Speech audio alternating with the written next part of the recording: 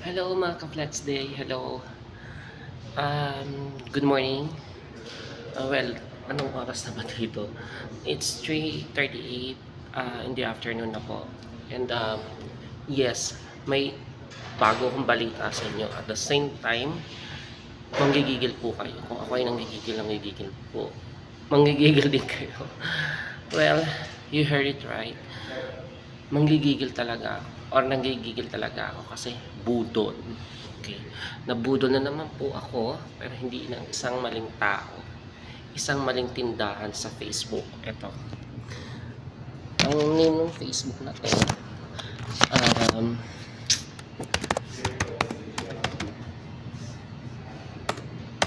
one minute.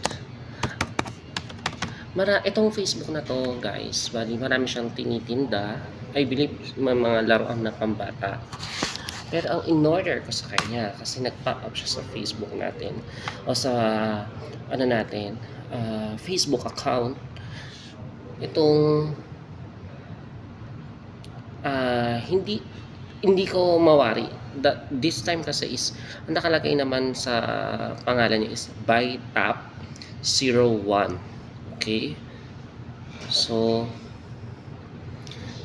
yung in-orderan ko, guys, meron pa siyang iba't ibang parang Facebook page na ito yung mga nagpa-pop up na mga account or tindahan or mabibili mo mga iba't ibang mga gadgets or laruan, pambata, ganun. So, yung nabilang ko is yung UXIU Lady Shop. Okay? So, ang binili kong item ay isang handheld gimbal. Ito yung parang nag-handle sa cellphone mo while you're doing a videos or pwede ka mag-take ng pictures, selfies, or videos. For vlogging talaga siya na equipment. So, umorder ako. It's worth 299 reals. So, sinip siya. Order ko siya by Thursday in the afternoon or Friday. Dumating siya guys. Actually, kailangan mo siya pagka-order mo online, dun sa Facebook account, i-confirm mo siya sa WhatsApp. So, ipapakita ko sa inyo yung number ng WhatsApp. It's US based. So, pag na-confirm mo na yon at na-order mo na siya, syempre babayaran mo siya dun sa online, kailangan mo i-click yung confirm order. So, pagka-confirm order, pupunta siya sa WhatsApp. Then, kapag sa WhatsApp, magre-reply siya. So, ni-screenshot ko yung order ko, pati yung pinaka-order number, then send ka sa WhatsApp number. Nag-reply. So, confirm na daw. At at the same time, meron daw silang ibibigay sa aking gift na for sure magugustuhan ko. So, ngayon, after few days, Sunday in the afternoon, na-receive yung order. So, hindi ako yung receive, pero napagkakatiwalaan naman si Kuya Sheldon, shout out. Iniwan ko sa kanya yung pera kasi lumabas ako that time. Pumunta ako sa Bata. Tsaka may pinuntahan ako yung SIM card ng isang internet provider na nagustuhan ko kasi syempre cheaper. So ayun na nga, tumawag yung delivery man na nandun na yung item. Na-chat ko rin si Kuya Sheldon. Oh my god, pagdating ko doon sa pinag-deliveran, naloka ako, na-stress ako, alam kung bakit. Instead na ang ibibigay or i-deliver sa akin na worth 299 reals, a handheld gimbal, ang na-receive ko guys, ito yung packaging. Ang nag-deliver si Nakel Express Logistic with Care. Pero nanggigigil ako, pero siguro hindi, I believe hindi naman nakasalanan siya. So ito po yung price, 299 po siya. Sana lang diba makikita nyo. So ito na, the moment of truth. Ang i-deliver po sa akin ay ito. Guys, selfie stick. Hindi ako umorder ng isang selfie stick na worth 299 wherein sa bata ay makakabili ka ng mga 30-35 reals. Kita ko sa inyo yung laman. Actually, hindi na ako nag-unboxing nun kasi nga excited. Pero plano ko kasi gumawa talaga ng unboxing nun. So dahil syempre, although iniisip ko, hindi kasi ako masyadong bumibili or online. Syempre, diba, sabi na, titignan mo muna. Kapag na-receive mo, hindi ako yung receive. Ito po siya, guys. Magigigil pa talaga. It's a selfie stick.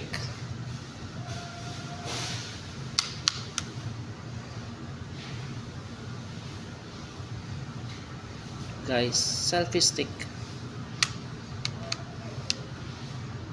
Ano to? Manual selfie stick ang dineliver sa akin. Itong UXIU Lady Shop. Budol, di ba? Kakagigil. So guys, ipapakita ko rin sa inyo yung exact video or exact picture no ino-order ko. Ilalagay ko siya dito sa screen natin. I-insert ko siya para makita niyo yung kaibahan ng gimbal tsaka itong selfie stick na to. So guys, be aware.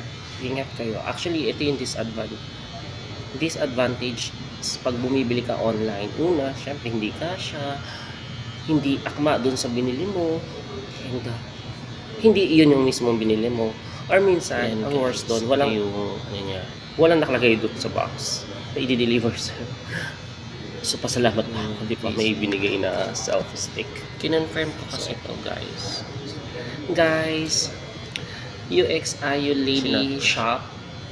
Hello, yan na, good morning ako. Yan yung mambubudol ng tao. Hindi ko alam kasi kung Filipino yung nag-organize no? Sabi niya yung customer service ng lahi. Guys, don't do this to the people who trying to buy your items. Kasi yung pera na ginagamit nila sa pambili ng item ninyo, pinaghihirapan nila. So, dapat sinasatisfy. Actually, natuwa ako kasi bibigyan daw ako ng gift. Oh my God. Yung gift daw, matutuwa ako. So, hindi ako natuwa. Kasi kahit hindi kayo magbigay ng other perks or any gifts or souvenirs, sana bigyan niyo yung tamang order namin. Okay? Yun lang po. Guys, ingat po kayo sa pagbili ng gamit, item online.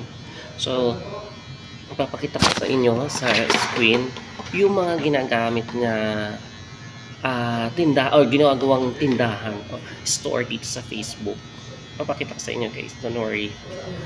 Iba-iba ito yung number ng WhatsApp.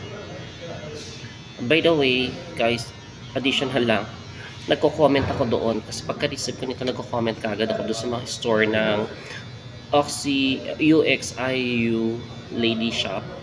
Hindi sila nag-reply. Pero may isang nag-comment sa akin, ibang lahi, siya din ata nakabili nung ganong item. Budol din. Syempre, hindi lang. Marami silang binubudol. Okay guys, ingat lang po kayo sa pagbibili online, lalo na sa Facebook. Mga ka-flex day, this is another day pa rin naman. Maging happy pa rin po tayo. Be kind everyone. Yun lang po.